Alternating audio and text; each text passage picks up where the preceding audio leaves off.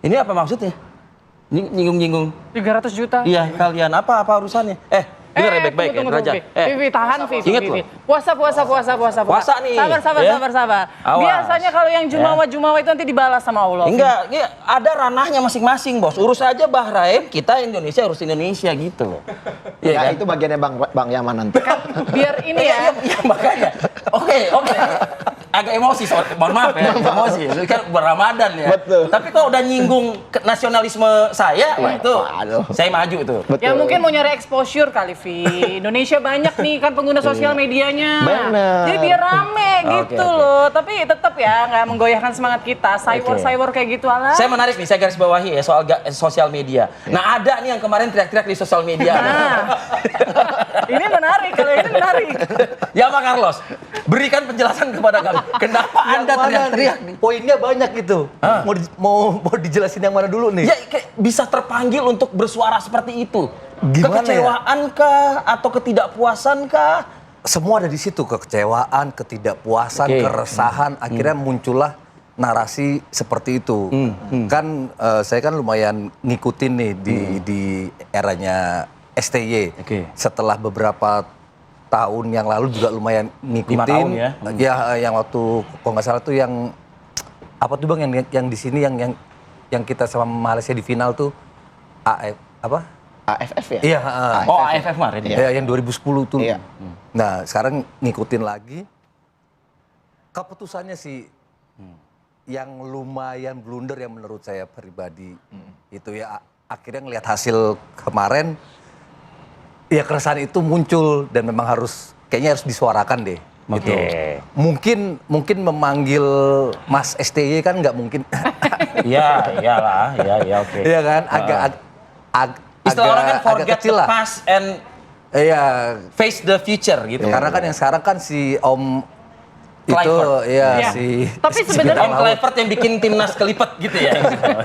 Tapi sebenarnya keresahan ini karena setelah Australia kalah atau bahkan sebelum debutnya Clifford nih udah kayak sudah khawatir ini kayaknya nggak maksimal. sebelum nih. udah deg-degan. Sebelum tuh udah lumayan resah lah nih karena kan kita berbicara timnas senior hasilnya udah kelihatan, prosesnya udah kelihatan. Apalagi diganti setelah kita menang kan lawan Arab tuh Iya, 2-0. betul. Kenapa nahkoda Sampai itu diganti tuh, Iya. Pak. Ini laut lagi tenang, nahkoda diganti. Iya, Nah, iya, ada iya. badai selesai. Oke. Ibaratnya kan begitu kan? Gini, kalau melihat permainan kemarin, Anda nonton nggak yang lawan Australia? Nggak Nonton banget. Ada nggak sih sedikit perbedaan sebagai supporter atau pencinta timnas kita itu, Yama ngelihatnya tuh agak sedikit perbedaan nggak sih gitu loh? Oh, bedanya banyak banget, bener-bener total kemarin Artinya tuh. total football banget gitu. Total banget. Total banget. Iya, mohon Dari maaf, yang biasanya total serinya imbangnya rendah jadi yang kita bobol Iya, banget gitu. total banget itu. Dan kalau menurut aku pribadi, dan partner mungkin diralat kemarin tuh pemain yang diletakkan tuh karakternya maunya nyerang semua. Maunya maju Nggak semua ada nyerang semua. keseimbangan antara nyerang dan Bertahan. ya. Itu. Khususnya di lini tengah ke belakang ya. Oke, Itu ya makanya ya bukan agak sih lumayan total berantakan. Ya mohon maaf. Bukan total football Jadi tapi bukan total lumayan football. total Jadi berantakan ya. Total disaster. Di sini saya nggak mau menyalahkan pemain, tapi ya si Siapa? si Om Si Om itu, dia juga di medsosnya nggak nyebut namanya loh dia tuh, dia kan. Si Om itulah. Masih si bintang laut itu. Si bintang laut itu. Oh ya bintang laut ya, benar-benar. Kita tahu kemana ya arahnya. Kalau Bang VV sendiri gimana Iya. Bang? Tapi taruh dulu, selamat ya.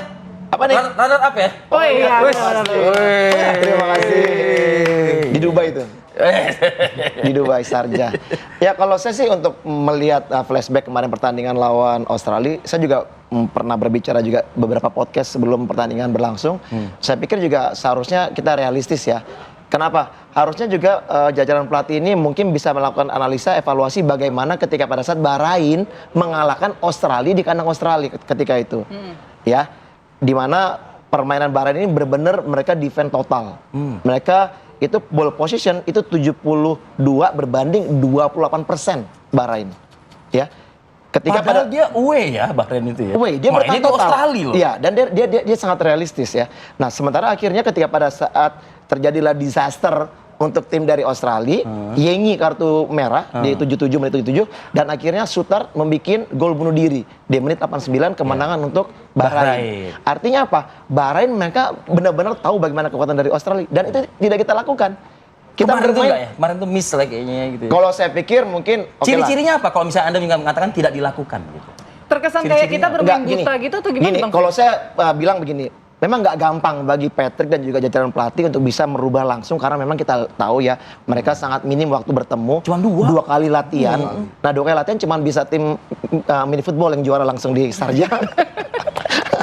Jadi artinya begini ya. 2 kali Disisipin, tetep. disisipin 2 kali pertemuan, 1 kali mungkin latihan dalam kondisi latihan pemain baru bergabung, 1 kali official training untuk coba lapangan. Saya pikir bukan waktu yang cukup buat seorang Patrick Kluivert dan jajarannya ya. Dan juga pemilihan pemain menurut saya yang kurang tepat. Kenapa? Nathan itu juga di klubnya Swansea jarang bermain. Bahkan pernah dipinjamkan ke Heerenveen. Tapi kok dipakai? Kenapa dimainkan di situ untuk pertama? Nah, selain Nathan, ada misalnya siapa? Ada Jenner. Ivar Jenner yang sering bermain. Dan dari karakter bertahannya menurut saya Ivar Jenner lebih bagus dibandingkan Nathan. Saya nggak bilang Nathan jelek, mungkin dia pada saat kemarin itu memang dia lagi di bawah performa terbaiknya. Dan kalau menurut saya juga ketika kita kebobolan 1 gol pertama dari penalti, kita terlalu buru-buru untuk apa? Untuk mau mencari gol penyeimbang. ya. Sehingga akhirnya apa? Kita tetap bermain offense. Bermain terbuka. Melupakan defense kita. Melupakan defense. Ketika pada saat kehilangan bola, Tom Haye di tengah, kalah berebut dengan gelandang dari Australia, bola dilempar in behind pertahanan.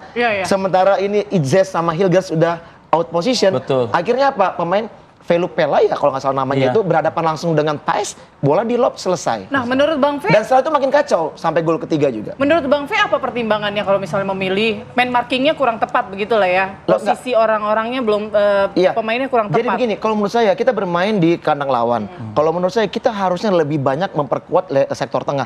Nggak apa-apa kita bermain dengan offense tapi dengan karakter pemain yang kuat bertahan.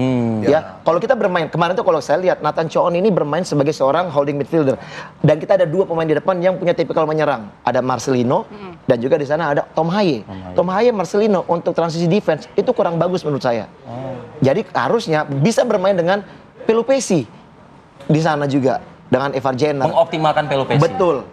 Buat apa buru-buru untuk dinaturalisasi kalau emang tidak juga digunakan. Tapi Anda nggak pakai istilah 2 kali main, 3 kali main, 300 juta nggak pakai? Enggak, tapi gini, maksudnya gini, tapi kan kembali kebutuhan ini kan mungkin pelatih yang mengetahui. Masalahnya adalah bagaimana fisikal dari para pemain sendiri. Toh juga Pelupesi nggak dimainkan sampai habis. Maksud saya sampai pertandingan selesai nggak main. Artinya mungkin dalam kondisi yang tidak fit. Itu bisa aja ya. Nah ini kan kembali, mudah-mudahan pertandingan nanti malam kita dapat hasil maksimal. Dan saya yakin. Oke, amin. Kalau kayak gitu ya. Kita jeda dulu sejenak ya. Masih banyak nih kita mau akan gali dari kedua narasumber kita. Usai jeda pre-ora berikut kami akan kembali.